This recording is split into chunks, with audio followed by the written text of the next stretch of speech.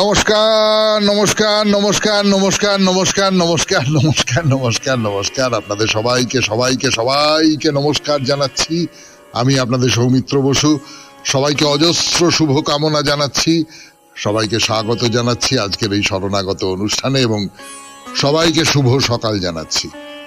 শুভ সকাল, শুভ হোক, সবাইকার শুভ হোক, সবাইকার শুভ হোক।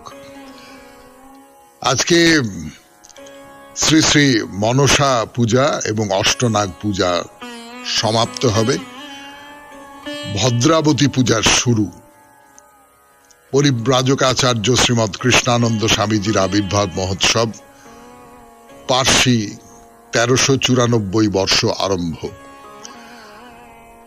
আমাদের হোয়াটসঅ্যাপে চিঠি পাঠাবার নাম্বার 9831922927। চিঠির গোড়ায় অতি অবশ্যই SG লিখবেন। সামনের বৃহস্পতিবারের জন্য দুটি বিষয়, হয় এটি নয় ওটি, মানে পরীক্ষার প্রশ্নপত্রে যেরকম অথবা থাকতো এটা অথবা ওইটার উত্তর দিতে হবে। সেই রকম একটি হলো যে আপনার চেনা পরিচিতদের মধ্যে আপনার পরিবারের ইতিহাসে আছে বা আপনার চেনা জানাদের পরিবারের ইতিহাসে আছে, তারা জানেন কেউ স্বাধীনতা সংগ্রামী ছিলেন, স্বাধীনতার কাজে কোনো না কোনো ভাবে সাহায্য করেছেন, তার কথা একটু লিখে পাঠান 250 শব্দের মধ্যে। আমরা একটা অকথিত ইতিহাস জানতে পারবো। ইতিহাসে তাদের নাম তো নেই, সেরকম একটা অকথিত ইতিহাস আপনাদের মারফত জানতে পারবো। আর দ্বিতীয়টি হচ্ছে ছোটবেলার ঝুলন। এই দুটি বিষয়ের মধ্যে যে কোনো একটি বিষয় বেছে নিন এবং বেছে নিয়ে সেইটা নিয়ে 250 শব্দের মধ্যে একটা চিঠি আগামী মঙ্গলবার সন্ধে 6টার মধ্যে আমাদের দপ্তরে পৌঁছে যাওয়া চাই। এবারে আজকের অনুষ্ঠান সম্পর্কে বলি। আজকের অনুষ্ঠানে প্রথমে পুরাণ চিরন্তন। পুরাণ চিরন্তনে বারবারিকের কথা। বারবারিক আমরা এইটা জানতে পেরেছি যে বারবারিক হচ্ছেন ঘটোৎকচের পুত্র, তার মায়ের নাম হচ্ছে অহল্যা দেবী। তো তিনি 3টে বাণ নিয়ে নীল রঙের ঘোড়ায় চড়ে কুরুক্ষেত্র যুদ্ধে এসেছেন। এসে বলেছেন কয়েক মুহূর্তের মধ্যে আমি যুদ্ধ শেষ করে দিতে পারি। তো সবাই তো হাসাহাসি করছে। তারপরে কি হলো, বারবারিকের এই কথা, এর যুক্তিটা কি, এর পেছনের কারণটা কি, তাই নিয়ে শুরু করব আমাদের আজকের পুরাণ চিরন্তন, বারবারিকের কথা। তারপরে চলে যাব স্বামী বিবেকানন্দের রচনা থেকে পাঠ। এই পর্বে ডক্টর পল ডয়সন, তাকে নিয়ে স্বামীজি তার প্রবন্ধ লিখছেন ব্রহ্মবাদীন পত্রিকার জন্য। কথামৃত থেকে পাঠ করব, তারপর আপনাদের চিঠিপত্র এবং শেষে আজ শনিবার মহাপুরুষের কথা, বুদ্ধদেবের কথা শোনাচ্ছিলাম আপনাদের, সেই বুদ্ধদেবের কথা বলবো। তাহলে 92.7 বিগ FM এ শরণাগত অনুষ্ঠান শুরু করব পুরাণ চিরন্তন। তার আগে একটু গান। গানের পর পুরাণ চিরন্তন 92.7 বিগ FM এ শরণাগত অনুষ্ঠান শুনছেন। তো এই যেটা বলছিলাম যে বারবারিক, সকলকেই কৃষ্ণ জিজ্ঞেস করছে যে আচ্ছা যুদ্ধ শেষ করতে, তোমার একার হাতে যুদ্ধ শেষ করতে কদিন লাগবে? তো ভীষ্ম একরকম বলেছেন, অর্জুন একরকম বলেছেন, আরো সব বীরেরা নানান রকম তারা বলছেন এতদিন লাগবে, এতদিন লাগবে, এতদিন লাগবে, এতদিন লাগবে। এমন সময় নীল রঙের ঘোড়ায় চড়ে তুলে 3টে মাত্র তীর তাই নিয়ে একজন এসে উপস্থিত হয়েছে এবং তার পরিচয় হচ্ছে সে ঘটোৎকচের পুত্র, অহল্যা দেবীর পুত্র, বারবারিক তার নাম। সে বলছে আমি এক মুহূর্তের মধ্যে যুদ্ধ শেষ করে দিতে চাই।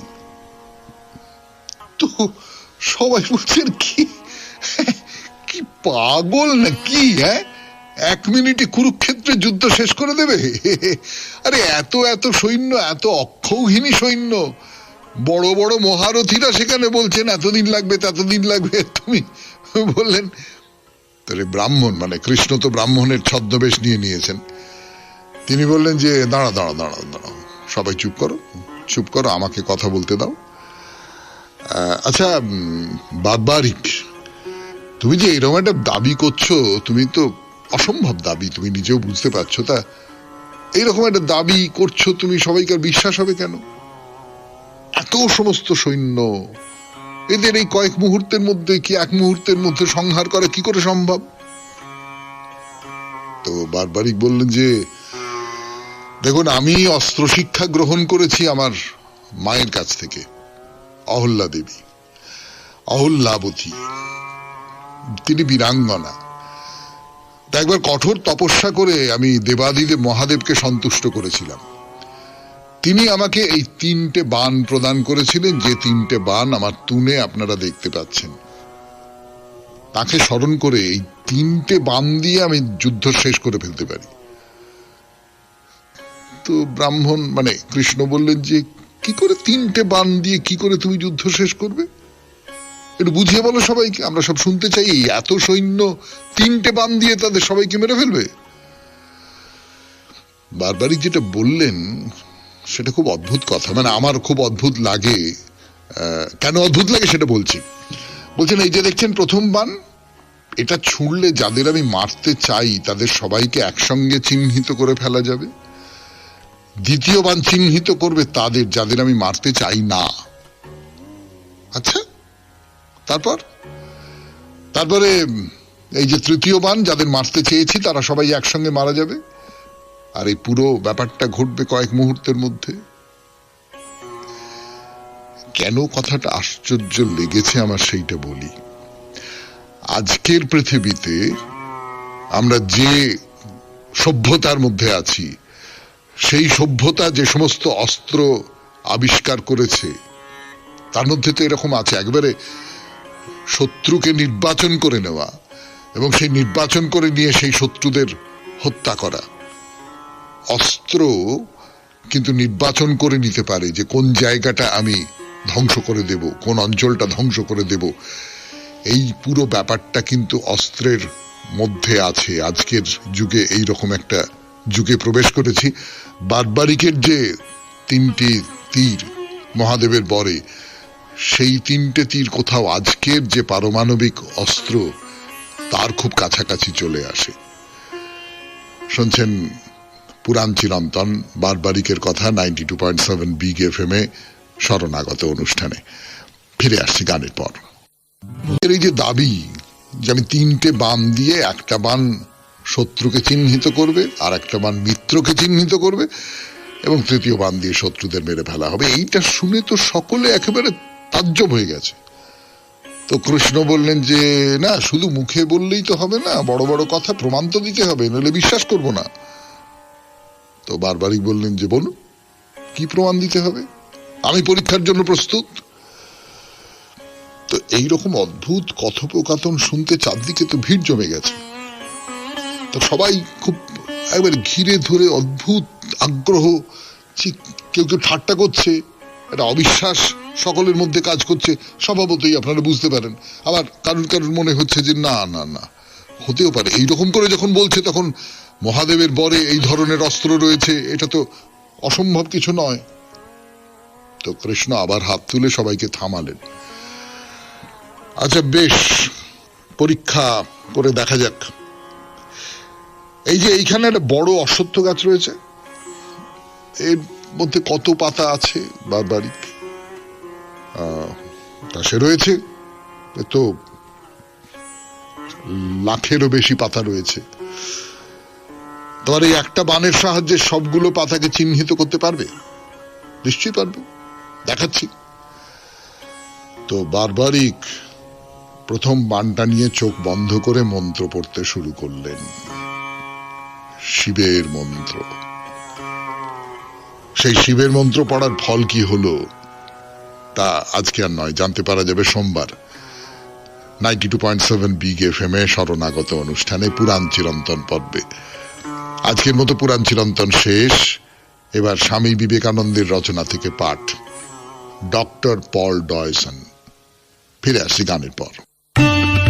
92.7 বিগ FM এ শরণাগত অনুষ্ঠানে স্বামী বিবেকানন্দের রচনা থেকে পাঠ। রচনার নাম ডক্টর পল ডয়সন। এই মানুষটিকে আমাদের নিশ্চয়ই অনেকেরই জানা নেই। তার সম্পর্কে স্বামীজি কি বলছেন সেটা শোনাচ্ছি আপনাদের। দুঃখের বিষয়, আধুনিক ভারতীয় আমাদের পক্ষে বিদ্যার জন্য বিদ্যা শিক্ষার আগ্রহটা কিরূপ ব্যাপার তাহা বুঝাই কঠিন হইয়া দাঁড়াইয়াছে। তথাপি আমরা এখনো নবদ্বীপ, বারাণসী ও ভারতের অন্যান্য কোনো কোনো স্থানে পণ্ডিতগণের ভিতর, বিশেষত সন্ন্যাসীদের ভিতর, বয়স্ক ও যুবক উভয় শ্রেণীর লোকই দেখিতে পাই যাহারা এইরূপ জ্ঞান তৃষ্ণায় উন্মত্ত। আধুনিক ইউরোপীয় ভাবাপন্ন হিন্দুদের বিলাসোপকরণ শূন্য, তাহাদের অপেক্ষা সহস্রগুণে অধ্যয়নের অল্প সুযোগ বিশিষ্ট, রাত্রির পর রাত্রি তৈল প্রদীপের ক্ষীণ আলোকে হস্তলিখিত পুঁথির প্রতি নিবদ্ধ দৃষ্টি, যাহাতে অন্য যে কোনো জাতির ছাত্রের দৃষ্টিশক্তি সম্পূর্ণরূপে নষ্ট হইত, কোন দুর্লভ পুঁথি বা বিখ্যাত অধ্যাপকের অনুসন্ধানে শত শত ক্রোশ ভিক্ষা মাত্র উপজীবী হইয়া পদব্রজে ভ্রমণকারী, বৎসরের পর বৎসর যতদিন না কেশ শুভ্র হইতেছে এবং বয়সের ভারে শরীর অক্ষম হইয়া পড়িতেছে, ততদিন নিজ পঠিতব্য বিষয়ে অদ্ভুতভাবে দেহ মনের সমুদয় শক্তি প্রয়োগ নিযুক্ত এইরূপ ছাত্র ঈশ্বর কৃপায় আমাদের দেশ হইতে এখনো একেবারে লুপ্ত হয় নাই। এখন ভারত যাহাকে নিজ মূল্যবান সম্পত্তি বলিয়া গৌরব করিয়া থাকে, তাহা নিশ্চয় অতীতকালে তাহার উপযুক্ত সন্তানগণের এরূপ পরিশ্রমের ফল।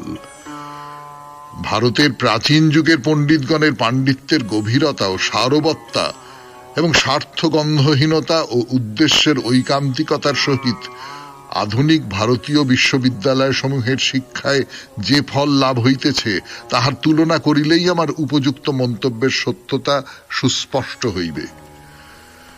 যদি আমাদের দেশবাসীগণ অন্যান্য জাতির মধ্যে ভারতের ঐতিহাসিক অতীত যুগের উপযুক্ত নিজ পদগৌরব প্রতিষ্ঠিত করিয়া আবার উঠিতে চায়, তবে তাহাদের জীবনে যথার্থ পাণ্ডিত্যের জন্য স্বার্থহীন অকপট উৎসাহ ও সাগ্রহ চিন্তা আবার প্রবলভাবে জাগরিত হওয়া আবশ্যক। এইরূপ জ্ঞানস্পৃহাই জার্মানিকে তাহার বর্তমান পদবীতে জগতের সমুদয় জাতির মধ্যে শ্রেষ্ঠ না হোক শ্রেষ্ঠগণের অন্যতম পদবীতে উন্নীত করিয়াছে। এই জার্মান ছাত্রের হৃদয়ে সংস্কৃত শিক্ষার বাসনা প্রবল হইয়াছিল। অবশ্যই সংস্কৃত শিক্ষা পর্বতারোহণের মতো সুদীর্ঘ ও কঠোর পরিশ্রম সাধ্য। এই পাশ্চাত্য বিদ্যার্থীর জীবন অন্যান্য সফলকাম বিদ্যার্থীগণের চিরপরিচিত কাহিনীর মতো তাহাদের সেই কঠোর পরিশ্রম, অনেক দুঃখ কষ্ট ভোগ, কিন্তু অদম্য উৎসাহের সহিত নিজ ব্রতে দৃঢ়ভাবে লাগিয়া থাকিয়া যথার্থ বীরজনোচিত সাফল্য লাভের গৌরবময় পরিণতি। এইভাবে যুবকের অভীষ্ট সিদ্ধ হইল। আর এখন শুধু ইউরোপ নয়, সমগ্র ভারতও এই কিয়েল বিশ্ববিদ্যালয়ের দর্শন শাস্ত্রের অধ্যাপক পল ডয়সনকে জানে। আমি আমেরিকা ও ইউরোপের অনেক সংস্কৃত শাস্ত্রের অধ্যাপক দেখিয়াছি। তাহাদের কেহ কেহ বৈদান্তিক ভাবের প্রতি অতিশয় সহানুভূতি সম্পন্ন। আমি তাহার মনীষা ও নিঃস্বার্থ কার্যে উৎসর্গীকৃত জীবন দেখিয়া মুগ্ধ। কিন্তু পল ডয়সন, অথবা ইনি নিজে যেমন সংস্কৃতে দেবসেনা বলিয়া অভিহিত হইতে পছন্দ করেন, এবং বৃদ্ধ ম্যাক্স মুলারকে ভারতের ও ভারতীয় চিন্তা প্রণালীর সর্বাপেক্ষা অকৃত্রিম বন্ধু বলিয়া আমার ধারণা হইয়াছে। কিয়েল নগরে এই উৎসাহী বৈদান্তিকের সহিত আমার প্রথম সাক্ষাৎ। তাহার ভারত ভ্রমণের সঙ্গিনী, ধীর প্রকৃতি সহধর্মিনী ও তাহার প্রাণপুত্তলী বালিকা কন্যা, জার্মান ও হল্যান্ডের মধ্য দিয়া আমাদের একসঙ্গে লন্ডন যাত্রা এবং লন্ডনের ও উহার আশেপাশে আমাদের আনন্দপূর্ণ দেখা সাক্ষাৎ আমার জীবনের অন্যান্য মধুর স্মৃতিগুলির অন্যতম বলিয়া চিরকাল হৃদয়ে গ্রথিত থাকিবে। শুনলেন ডক্টর পল ডয়সনকে নিয়ে স্বামী বিবেকানন্দের রচনা থেকে পাঠ, এরপর গান, গানের পর কথামৃত। আমি আছি আপনাদের সঙ্গে, আপনাদের সৌমিত্র বসু, 92.7 বিগ FM এ শরণাগত অনুষ্ঠানে। অমৃত থেকে পাঠ, 92.7 বিগ FM এ শরণাগত অনুষ্ঠান শুনছেন আপনারা। আমি আছি আপনাদের সঙ্গে, আপনাদের সৌমিত্র বসু। এর আগের দিন ঠাকুরের কথামৃত থেকে পাঠ করতে গিয়ে যে কথাটা উঠে পড়েছিল সেটা হচ্ছে যে আমি তো তাকে দেখিনি, তাহলে আমি কি করে টান তৈরি হবে তার সম্পর্কে, আমি যাকে দেখিনি তার সম্পর্কে। এইটা কিন্তু কোথাও একটা সাকার নিরাকারের যে তর্ক, সেই তর্কের দিকে নিয়ে যেতে পারে আমাদের। এখানে যে সেই তর্কটা হচ্ছে আমি তা বলছি না, সেটা হচ্ছে না, কিন্তু কোথাও একটা যে এই যে নিরাকারকে ভজনা করা এটা কেন কঠিন, তার কারণ হচ্ছে আমি কোনো একটা আকার না পেলে তার প্রতি আমার টান কি করে তৈরি হবে। আপনার ঠাকুর ঘরে যে গোপালটি আছেন সেই গোপালটির প্রতি আপনার একটা টান আছে, তার কারণ আপনি ওই গোপালটিকে সত্যি সত্যি তার শরীর দিয়ে, তার সমস্তটা দিয়ে দেখতে পাচ্ছেন, এবং তার সঙ্গে আপনি আপনার আপনার যে সন্তান স্নেহ, আপনার যে ভালোবাসা, আপনার যে ভালোবাসার যে তীব্রতা সেইটাকে আরোপ করছেন। আপনার ঠাকুর ঘরে যে দেব বা দেবী রয়েছেন তার দিকে তাকিয়ে আপনি একটা একটা তার ভেতরে একটা অন্য মানবিক গুণ আরোপ করছেন, এবং সেই সূত্র ধরে আপনার ভেতরে একটা টান তৈরি হচ্ছে, ভালোবাসা তৈরি হচ্ছে। আমি কোন একটা নিরাকার বিষয়কে আমি কি করে ভালোবাসবো? না, আমি এই তর্কের মধ্যে যাব না। এটা একটা তর্ক তো বটেই, এবং নিরাকার এবং সাকারের মধ্যে যে তর্কটা, সেই তর্কর মুদ্রা বিষয় এইটা বলে আমার নিজের মনে হয়। আমার লেখাপড়া তেমন নেই, আমি জানি না অত কিছু, কিন্তু আমার নিজের এই রকমটা মনে হয়। কিন্তু ঠাকুর যেটা বলছেন সেটা অন্য কথা। সেটা হচ্ছে যে কেবলমাত্র দেখতেই হবে টান হবার জন্য, তার কি মানে আছে? আমি তো শুনেও হতে পারে কোথাও। এখনো তারে চোখে দেখিনি, শুধু বাঁশি শুনেছি। বাঁশি শুনে রাধার মনের মধ্যে টান জেগে উঠেছে, এমনটা তো হতে পারে। আমি রাধা কৃষ্ণ ইত্যাদি ইত্যাদি এগুলো বাদ দিচ্ছি, কিন্তু আপনি কোনো একজন মানুষের গুণপনা শুনেছেন, যে মানুষটি বড় ভালো, বড় সুন্দর, এই সেই, এত গুণ আছে তার, ইত্যাদি ইত্যাদি ইত্যাদি ইত্যাদি আপনি শুনেছেন। তো তার সম্পর্কে আপনার মনের মধ্যে একটা টান তৈরি হতে পারে না? তাহলে শ্রবণের মধ্যে দিয়েও কোথাও কোথাও একটা টান তৈরি হতে পারে। অর্থাৎ যদি কারুর সম্পর্কে আমার মনের ভেতরে কোনো টান তৈরি হতে হয়, শ্রবণের মধ্যে দিয়ে হতে পারে, স্বাদের মধ্যে দিয়ে হতে পারে, গন্ধের মধ্যে দিয়ে হতে পারে, স্পর্শের মধ্যে দিয়ে হতে পারে। অর্থাৎ যে কোনো একটা ইন্দ্রিয়ের ভেতর দিয়ে তার তার যে সংকেত, তার যে অস্তিত্বের চিহ্ন, সেইগুলো আমার ভেতরে প্রবেশ করতে হবে। প্রবেশ করলে তার সম্পর্কে আমার একটা টান তৈরি হবে। এখানে কেবলমাত্র শ্রবণের কথা বলা হচ্ছে, যে তুমি যদি শোনো তার কথা জপ করো, তার কথা দিয়ে মনটাকে ভরিয়ে দাও, তাহলে অন্য সব যে চিন্তাগুলো সেইগুলো তোমার মন থেকে সরে যাচ্ছে, এবং তাহলে কিন্তু তোমার তার প্রতি একটা টান তৈরি হচ্ছে। তো এই সব কথা হচ্ছে। তো একজন ভক্ত জিজ্ঞেস করলেন, আচ্ছা বস্ত্রহরণ মানে কি? বস্ত্রহরণ আপনারা সকলেই জানেন যে মহাভারতের একটা খুব খুব নক্কারজনক, একটা খুব চূড়ান্ত লজ্জার একটা জায়গা। কিন্তু এই বস্ত্রহরণের একটা অন্য রকমের, কি বলবো, আধ্যাত্মিক তাৎপর্য থাকতে পারে। সেই আধ্যাত্মিক তাৎপর্য, যেটা গভীরতর তাত্ত্বিক যে তাৎপর্য, সেই তাৎপর্যের কথা ঠাকুর বলবেন। শোনাবো আপনাদের কথামৃত থেকে 92.7 বিগ এফএম এ এই শরণাগত অনুষ্ঠানে। ফিরে এলাম 92.7 বিগ এফএম এ শরণাগত অনুষ্ঠানে। কথামৃত থেকে পড়ছি, এবং ঠাকুর শ্রী রামকৃষ্ণ পরমহংসদেব বস্ত্রহরণের কি ব্যাখ্যা দিচ্ছেন সেইটা বলতে বসেছি আপনাদের। বস্ত্রহরণের ফলে কি হলো? লজ্জা চলে গেল। লজ্জা, আমাদের যে অষ্টপাশ আছে, 8টা বাঁধন দিয়ে আমরা বাঁধা আছি, তার মধ্যে একটা হচ্ছে লজ্জা। আপনারা জানেন যে এরকম সব কথা তো বলা হয়, লজ্জা, ঘৃণা, ভয়, 3 থাকতে নয়। আরো আরো অনেকগুলো পাশ রয়েছে, আরো অনেকগুলো বন্ধন রয়েছে, তার মধ্যে এই 3টের কথা।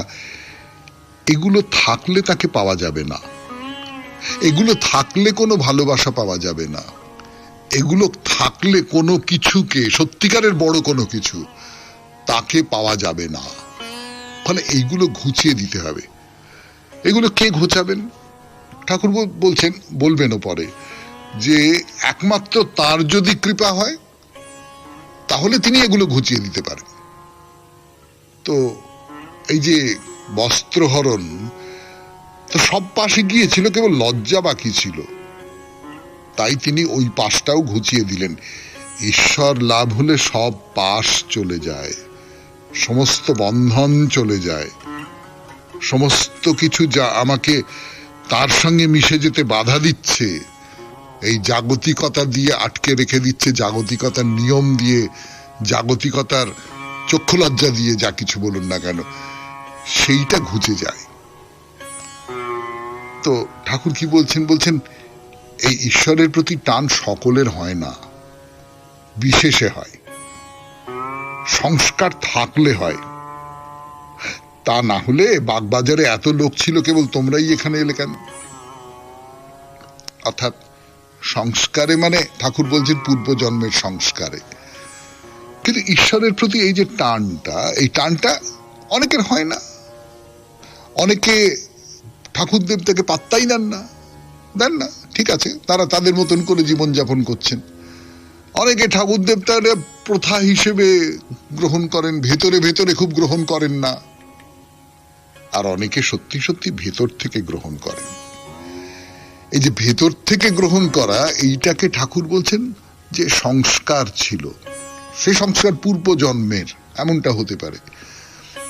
কিন্তু আমি বলবো এই সংস্কারটা পূর্ব জন্মের কথা আমি জানি না, কিন্তু আমি বলবো যে এই সংস্কারটা যেভাবে জীবনটা গড়ে উঠেছে, সেই জীবনটা গড়ে ওঠার সূত্র ধরে এই সংস্কারটা ভেতরে ভেতরে তৈরি হয়ে গেছে, এই রকম করে আমি বলতে পারি। অর্থাৎ একজন মানুষ একেবারে ছোটবেলা থেকে কোন পরিবারে বড় হয়ে উঠছেন, তার চারপাশের যে বলয়গুলো, সেগুলো কি, কোন পরিবারে তিনি বড় হচ্ছেন, তার বন্ধু বান্ধবের যে বৃত্তটা, সে বৃত্তটা কি, তার চেনা পরিচিতদের বৃত্তটা, তার আগ্রহের জায়গাগুলো তো তারাই তৈরি করে। এই যেটা ঠাকুর বারবার করেই বলেন যে সঙ্গটা কি, তার উপরে অনেক কিছু নির্ভর করছে। তুমি যদি এমনি লোকের সঙ্গে হুল্লোড় করছো, মজা করছো, মদ খাচ্ছে, এই করছে সেই করছে, সে একরকম করে হবে। আবার ঠাকুর দেবতা নিয়ে কথা বলছে, সে আর এক রকম করে হবে। এই যে নানান রকম করে হওয়া, এইটাকে যদি সংস্কার বলে বলি, তাহলে আধার বিশেষে হয়, সংস্কার থাকলে হয়। বলে বলছেন বাগবাজারে এত লোক ছিল, তোমরাই বা এলে কেন?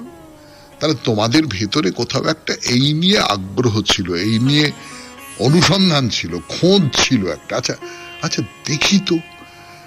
দেখি তো যাই তো একবার দক্ষিণেশ্বরে। বলছেন আদাড়েগুলোর হয় না, বলেই একটা উপমা। মলয় পর্বতের হাওয়া লাগলে সব গাছ চন্দন হয়, কেবল শিমুল, অসত্য, বট আর কয়েকটা গাছ চন্দন হয় না। শুনছেন কথামৃত থেকে পাঠ, 92.7 বিগ FM এ শরণাগত অনুষ্ঠানে। আমি আছি আপনাদের সঙ্গে, আপনাদের সৌমিত্র বসু। একটু গান শুনি, তারপর আবার কথামৃত অনুষ্ঠান শুনছেন আপনারা। ঠাকুর বলছেন যে কেমন করে ঈশ্বর লাভ হয়, তাই নিয়ে নানান কথা হচ্ছে। তার মধ্যে একটা কথা হচ্ছে একটা সংস্কার থাকতে হয়। তো মহেন্দ্র মুখুজ্জে একটা কথা বলছেন যোগভ্রষ্ট হয় কেন? একজন মানুষ অনেক দিন ধরে তপস্যা করছে, যোগ সাধনা করছে, করতে করতে করতে করতে একসময় ভ্রষ্ট হলো কেন? এর কারণটা আমরা জানি, আমরা পুরাণে বহু এরকম গল্প পড়েছি, তার ভেতর থেকে বুঝতে পারি। ঠাকুর সেই কথাটাই বলছেন যে পূর্বজন্মে ঈশ্বর চিন্তা করতে করতে হঠাৎ হয়তো ভোগ করার লালসা হয়েছে, এরূপ হলে যোগভ্রষ্ট হয়, আর পরজন্মে ওই রকম জন্ম হয়। আচ্ছা, তাহলে একটা কথা ভেবে দেখুন আপনারা, এই যে ঈশ্বর চিন্তা করতে করতে হঠাৎ ভোগ করবার লালসা হয়েছে, এই লালসাটা এলো কোত্থেকে? লালসা যদি মন থেকে বেরিয়েই গিয়ে থাকে, তাকে যদি তাড়িয়েই দেওয়া যায়, তাহলে সে ফিরে আসে কি করে?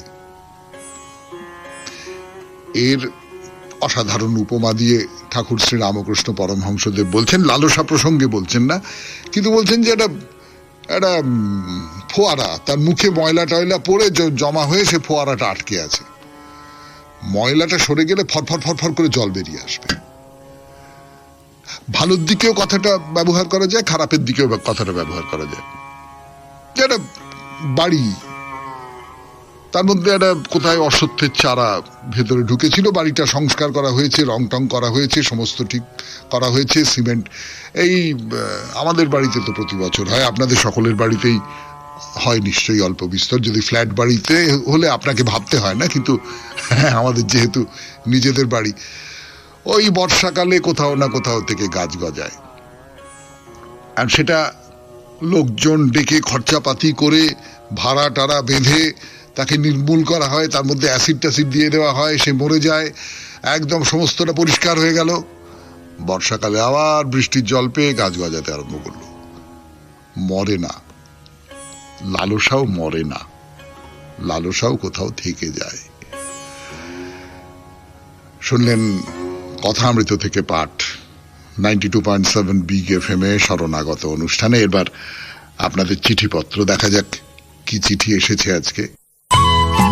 সন্তোষপুর থেকে দেবাশিস ভট্টাচার্যের চিঠি পড়ে শোনাচ্ছি আপনাদের 92.7 বিগ এফএম এ শরণাগত অনুষ্ঠানে। মাননীয় সৌমিত্র বাবু, আমি আপনার সঞ্চালনায় শরণাগত অনুষ্ঠানের একনিষ্ঠ শ্রোতা। আপনার কথা শ্রবণ করে যেকে অনেক বেশি বেশি করে আপ্লুত হই এবং সমৃদ্ধ বোধ করি। আপনার বাচনভঙ্গি ও উপস্থাপনা খুব মনোহরণকারী। আমার এই বার্ধক্য জীবনের শেষ প্রান্তে এসে মনে হয় পার্থিব জীবনের চাহিদার কিছুই নেই, সবকিছুই পাওনা হয়ে গিয়েছে। হয়তোবা আমি যতটা পাবার যোগ্য তার চেয়ে অনেক অনেক গুণ পরিমাণে বেশি পেয়েছি। কিন্তু আপনার অনুষ্ঠান শুনে মনে হয় আমি যেন কতটা অজ্ঞ। এই বয়সের উপান্তে এসে মনে হয় আমার এই বস্তু জীবনে জানার চেয়ে অজ্ঞানতার পরিমাণই অনেক বেশি। আপনার সঙ্গে সাক্ষাৎ করার জন্য মনটা খুব আকুল হয়, জানি না এই জীবনে সম্ভব হবে কিনা। প্রতিদিন ভোর 5টার সময় আপনার সঞ্চালিত শরণাগত অনুষ্ঠানটি শোনার জন্য চেষ্টা করি, কিন্তু প্রত্যহ হয়তো নিয়মিত সম্ভব হয়ে ওঠে না। সেদিন সারাদিন কেমন যেন পানসে পানসে অনুভূতি হয়। সেই হেতু আপনার নিকট এই অধমের করজোড়ে বিনীত অনুরোধ যে সারাদিনের যে কোনো সময়ে শরণাগত অনুষ্ঠানটি পুনরায় সম্প্রচার করার ব্যবস্থা করেন, তাহলে আপনার নিকট চিরকৃতজ্ঞ থাকব। এছাড়াও আরো একটু অনুরোধ করছি, এই যে আমার কন্যা রুষা ব্যাঙ্গালোরে থাকে এবং ভোরবেলায় এই শরণাগত অনুষ্ঠানটির স্বাদ থেকে বঞ্চিত। তাই সুদূর ব্যাঙ্গালোর থেকেও রুষা কিভাবে এই অনুষ্ঠানটি শ্রবণ করতে পারবে জানালে বাধিত হব। আশা করি আপনি আমার এই ক্ষুদ্র অনুরোধ আন্তরিক সহৃদয়তার সঙ্গে বিবেচনা করবেন। আমার মনে হয় এটি কেবল একমাত্র আমার দাবি নয়, আরো অজস্র শ্রোতামণ্ডলীর মনের কথা। আপনি আমার সশ্রদ্ধ ভক্তিপূর্ণ নমস্কার গ্রহণ করবেন। শুভেচ্ছা সহ দেবাশিস ভট্টাচার্য, সার্ভে পার্ক, সন্তোষপুর, কলকাতা 75।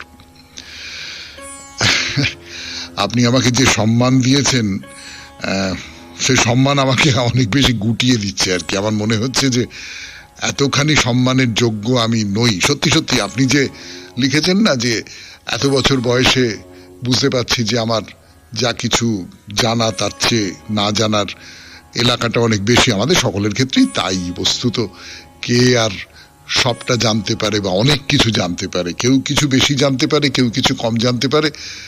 এখনো পর্যন্ত আমাদের সবাইকারই অনেক অনেক অনেক কিছু অজানা, জানার তুলনায় অজানার সংখ্যা অনেক বেশি। কিন্তু আপনি যে প্রস্তাবটা দিয়েছেন সেই প্রস্তাবের সূত্র ধরে বলি, হোয়াটসঅ্যাপে শরণাগত সৌমিত্র পরিবার বলে একটি গ্রুপ করেছেন আমাদের শ্রোতারা। সেইখানে প্রত্যেকদিন সকালবেলা ওই শরণাগত অনুষ্ঠানটি কেউ না কেউ রেকর্ড করে পাঠিয়ে দেন, পোস্ট করে দেন।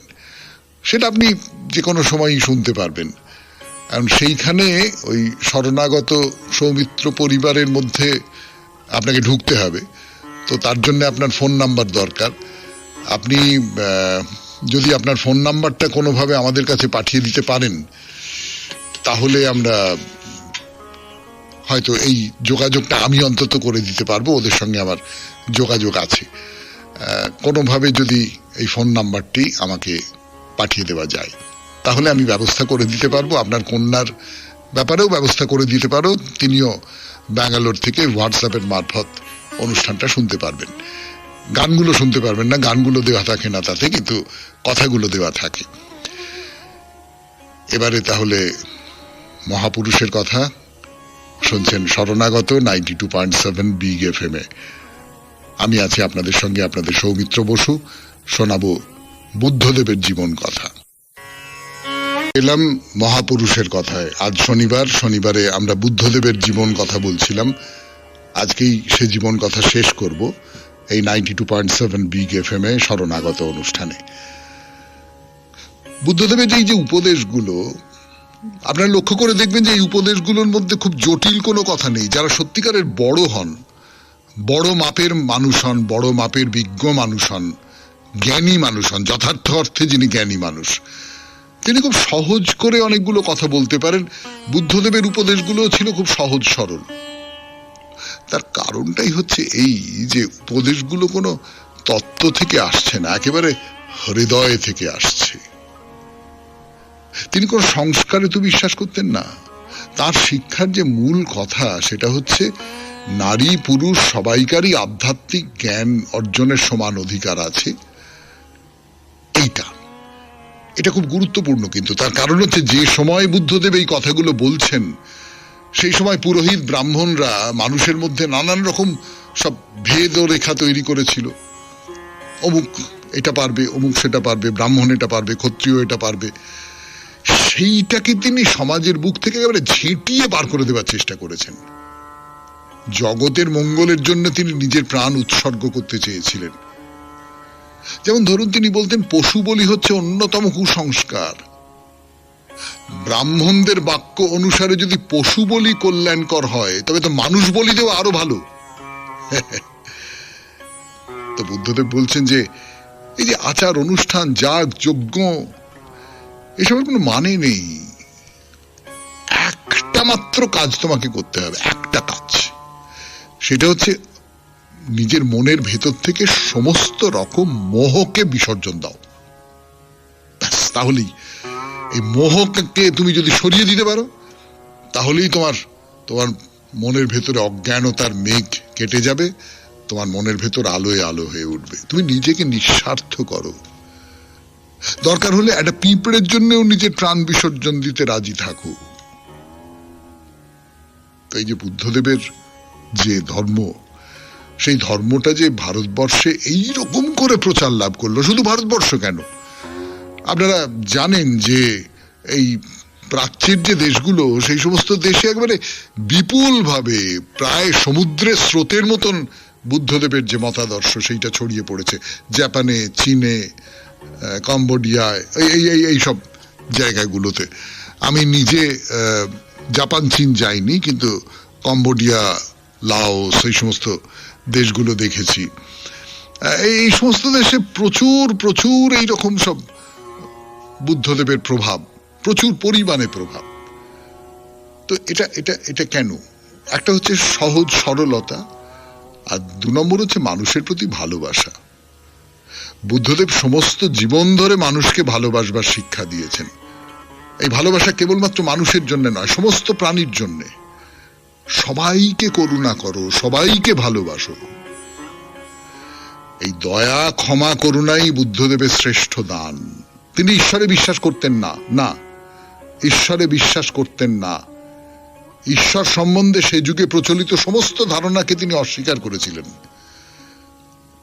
তিনি গৃহত্যাগ করেছিলেন মানুষের দুঃখ নিবারণের জন্য, মানুষকে রোগ, শোক, জরা, মৃত্যু এসবের হাত থেকে পরিত্রাণ তার রাস্তা বলে দেওয়ার জন্য। সেই জন্যে মানুষ তার ধর্মমতকে গ্রহণ করেছিল। তো তিনি ঘুরে ঘুরে সাধারণ মানুষের মধ্যে ধর্ম প্রচার করতেন, নীতি শিক্ষা দিতেন, এবং সেই নীতি শিক্ষা দিতেন কিন্তু পালি ভাষায়। তখনকার দিনে শিক্ষিত মানুষের ভাষা ছিল সংস্কৃত, তিনি পালি ভাষা।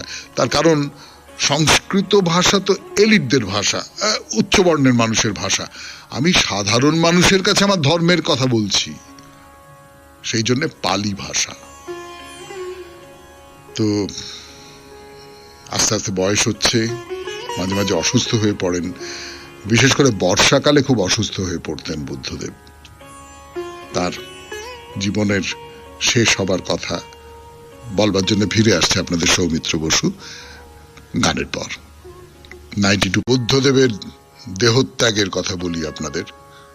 92.7 বিগ FM এ শরণাগত অনুষ্ঠানে শোনা কথা, আমি সত্যি মিথ্যে জানি না, কিন্তু এইরকমই কথা বলা হয়, এইরকমই কিংবদন্তি শোনা যায়। ব্যাধ একজন তাকে শুয়োরের মাংস দিয়েছিল।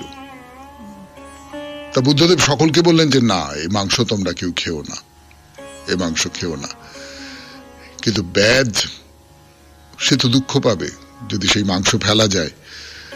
সেই জন্য বুদ্ধদেব নিজে সেই মাংস খেলেন, খেয়ে অসুস্থ হয়ে পড়লেন।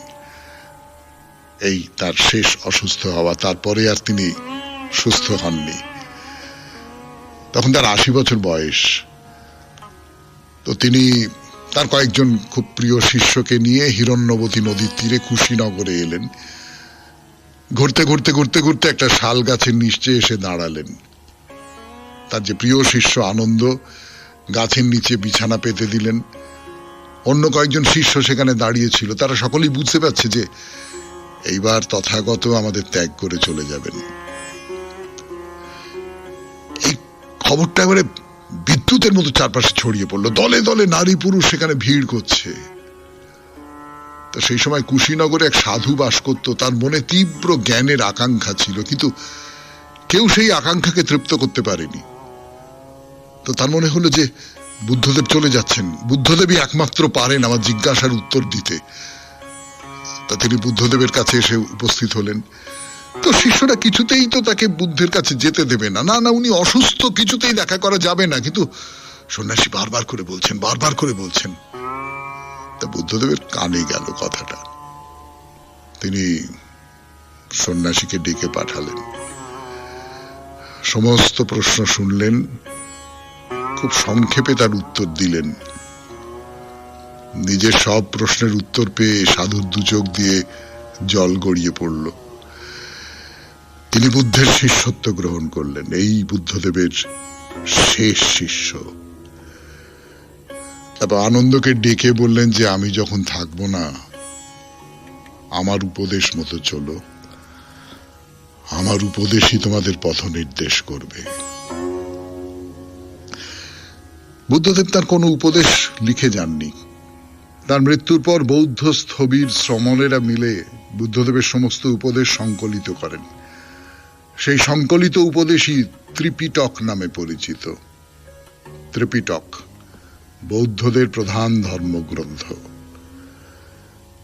বুদ্ধদেব শেষবারের মতো শিষ্যদের কাছে ডেকে তাদের উপদেশ দিলেন। তারপরে গভীর ধ্যানে মগ্ন হয়ে গেলেন। সে ধ্যান আর ভাঙল না। বৌদ্ধদের মত অনুযায়ী বুদ্ধ দেহত্যাগ করেছিলেন খ্রিস্টপূর্ব 544 সালে। কিন্তু আধুনিক কালের ঐতিহাসিকেরা বলেন বুদ্ধদেব তার মহাপ্রয়াণ ঘটেছিল যীশুখ্রিস্ট জন্মাবার 486 বা 483 বছর আগে।